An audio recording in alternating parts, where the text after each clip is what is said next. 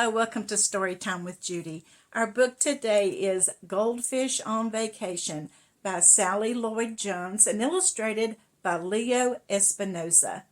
Well, these three children, they have three goldfish. Well, the city decides to clean out this old pond fountain in the city that has just been collecting trash, and they're asking for people to bring goldfish. They decide that they're going to let their goldfish have a vacation in the fountain. Let's see how it turns out. In a small apartment in a tall round building by a park next to a river in the middle of a big city, there lived three children, H, little O, and baby M. In a small bowl next to the lamp in the middle of the table, beside the curtains, in the small apartment there lived three goldfish, Barracuda, Patch, and Fiss. An old fountain stood at the end of their street. It was broken and covered in ivy. No one used it anymore except to throw garbage in, but the children thought it was beautiful. On top of the fountain there perched, as if he had just landed or was just about to fly off, a magnificent stone eagle with outstretched wings. Grandpa said the same people who built the famous Grand Central Station built the fountain. And in the olden days before cars, horses drank from it. But when people got cars, they didn't need horses or the fountain, and they stopped taking care of it. The children felt sad for the fountain and the eagle. Then, one early summer morning, a sign appeared.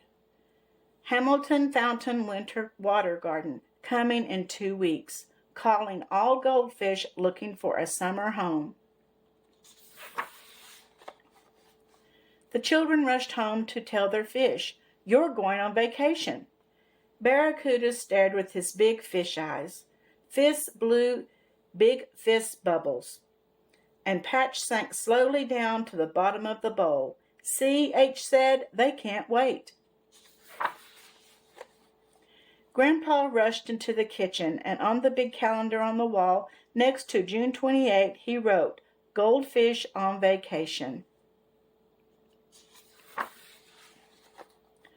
But the children didn't need a calendar to remember.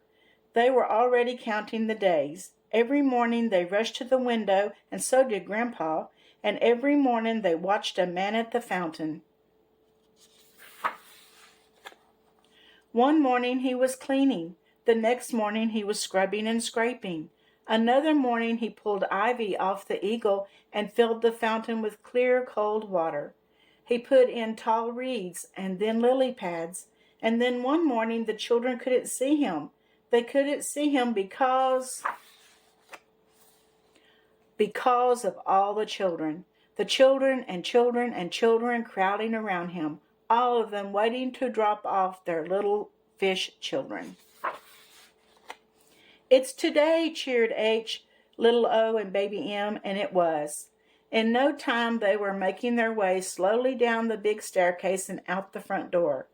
Grandpa leading the way, then little O with her net, then baby M with the fish food, then H with the bowl and Barracuda and Patch and Fiss in a wonderful goldfish parade. Out on the street, everywhere they looked, there were goldfish parents just like them with their goldfish. When at last it was their turn at the fountain, H and baby M and little O told their goldfish bye, and see you soon, and don't be homesick. Then the man helped them lower the bowl under water. At first the fish hung back in the bowl, until in a flash of light they darted and were gone. The water shone in the shadow of the eagle's wings, and the children saw glistening in the sunlight, swimming in the clear, cool pool like sudden glimpses of hidden treasure, fish after golden fish. All through the hot summer, H, little O, and baby M stopped by to say hello to their goldfish, and so did the other goldfish parents. Soon all the children looked forward to meeting each other at the fountain. Every day they played together, and every day Grandpa came and put his chair down and chatted with the children, who sat and listened. And he told them stories of those hot August days long ago when he was a boy, and how all the children who couldn't leave the city would jump and splash in the fountain. And then the children wished that they were those children jumping in. Before they knew it, it was the end of summer. The man told the goldfish parents that the only way to catch their fish was to go in the fountain, to wade into the water with their nets. And so all the children took off their sandals and jumped and splashed and laughed in the fountain. And then Grandpa took off his sandals too, and rolled up his trousers and paddled. And he said it was like those days long ago when he was a boy. And the children could hardly even recognize their goldfish.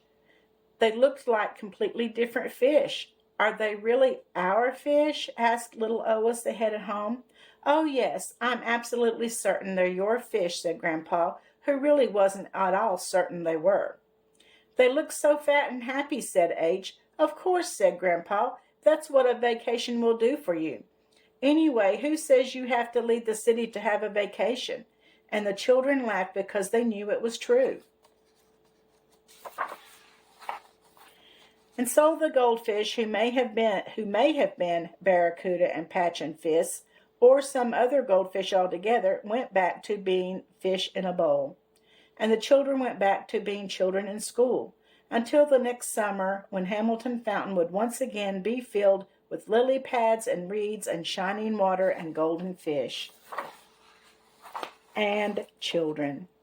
I hope you enjoyed the story. I'd say that the goldfish had a pretty nice vacation, but I kind of doubt that they got back the same fish, don't you? I hope you enjoyed the story, and don't forget to subscribe and like, and I'll see you again tomorrow.